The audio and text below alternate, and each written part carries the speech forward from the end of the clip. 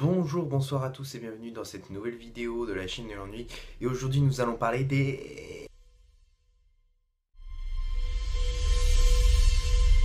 Il faut savoir que la France est le deuxième pays le plus consommateur de mangas au monde. Vous vous rendez compte? C'est énorme. La capacité que la France a à lire ces bouquins qui sont pas une lecture normale. Il faut savoir que ce sont des bouquins qu'on lit à l'envers. C'est-à-dire qu'au lieu de les lire comme ça,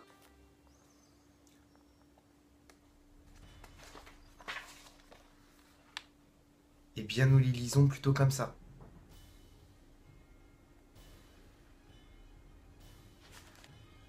Donc vous l'aurez compris, ce sont des livres qu'on ne lit pas à la légère.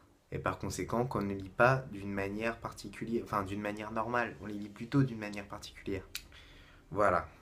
Maintenant, mettons les pieds dans le plat et parlons du sujet intéressant. Le manga le plus vendu au monde. Dragon Ball. Alors il faut savoir qu'il y a plusieurs éditions de Dragon Ball. Il y a Dragon Ball, Dragon Ball Z,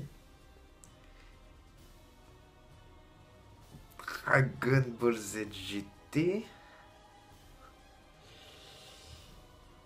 et Dragon Ball Z Kai. Alors on va commencer par le premier, Dragon Ball. Donc Dragon Ball, c'est l'histoire de Sangoku, un petit homme avec une queue de singe, qui vient, qui ne sait pas d'où vient. Tout ce qu'il sait, c'est qu'il parle à une boule de cristal avec 4 étoiles dessus, qui se trouve qui pense être son grand-père. Déjà il y a un problème. Enfin bref. Et du coup, il va faire son aventure. Il va rencontrer Bulma, une jeune fille aux cheveux bleus. Yamcha et Plume, des voleurs. Olonk, qui est un cochon qui peut changer de forme. Et beaucoup d'autres personnages. Passons au deuxième, qui est donc Dragon Ball Z. Dragon Ball Z, comme vous le savez tous, est le prolongement de Dragon Ball.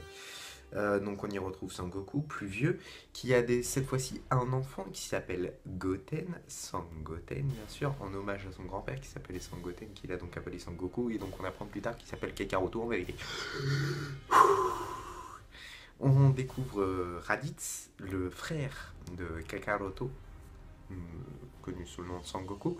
On découvre Vegeta, le prince de la planète Vegeta.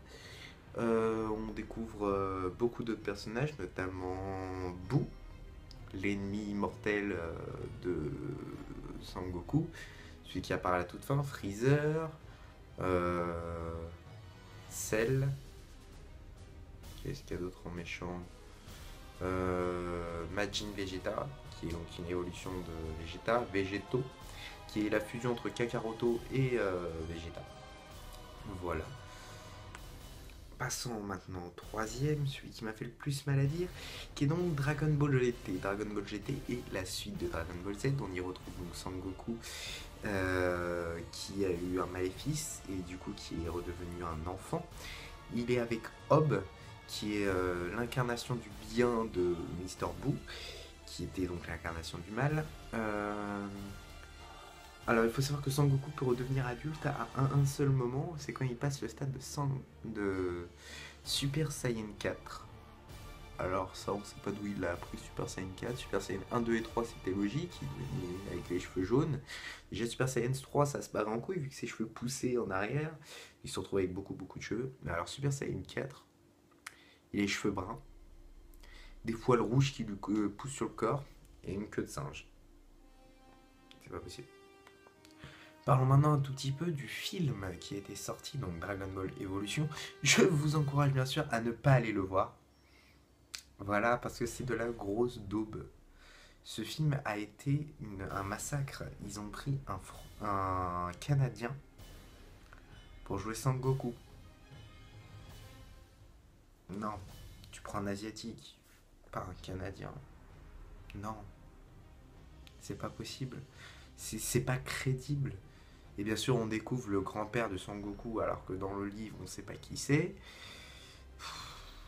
Et ce film, c'est du pas crédible au pas crédible. C'est impossible que ce film puisse exister normalement.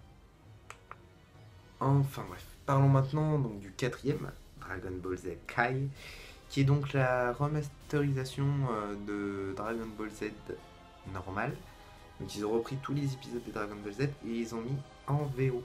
Enfin avec les onomatopées en VO. Et du coup ça devient beaucoup plus intéressant. Voilà. Et voilà, c'est déjà la fin de ma vidéo. Comme d'hab, si elle t'a plu, je t'encourage à cliquer sur ma page Facebook. C'est le nom de la page qui s'affiche juste là. Je mettrai bien sûr le lien dans la description, comme toujours. Et voilà. Je t'encourage aussi à liker ma vidéo, ça se passe juste là. Et à t'abonner à ma chaîne, ça se passe en revanche juste là. Voilà. Que dire de plus? Vous pouvez commenter, ça se passe tout en bas de la page. Et moi je vous dis à bientôt dans une prochaine vidéo. Allez, à plus!